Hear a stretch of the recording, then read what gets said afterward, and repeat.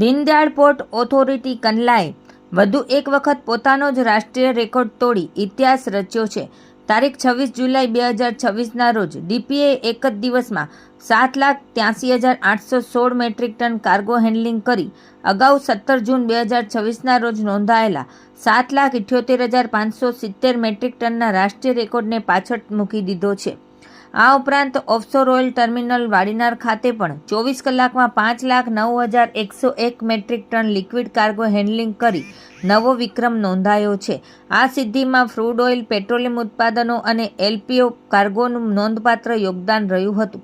આ ઐતિહાસિક સિદ્ધિ બદલ ડીપીએના ચેરમેન સુશીલકુમાર સિંહે પોર્ટના અધિકારીઓ, કર્મચારીઓ, શ્રમિકો, વેપારીઓ, નિકાસકારો, આયાતકારો, shipping line, vessel agent, stevedore, custom house, terminal ઓપરેટરો, એજન્ટો, ટ્રક ડ્રાઈવરો સહિત તમામ હિતધારકોને અભિનંદન પાઠવ્યા હતા। તેમણે જણાવ્યું હતું કે ટીમવર્ક અને સૌના સમર્પિત પ્રયાસોના પરિણામે આ ઐતિહાસિક સિદ્ધિ પ્રાપ્ત થઈ છે।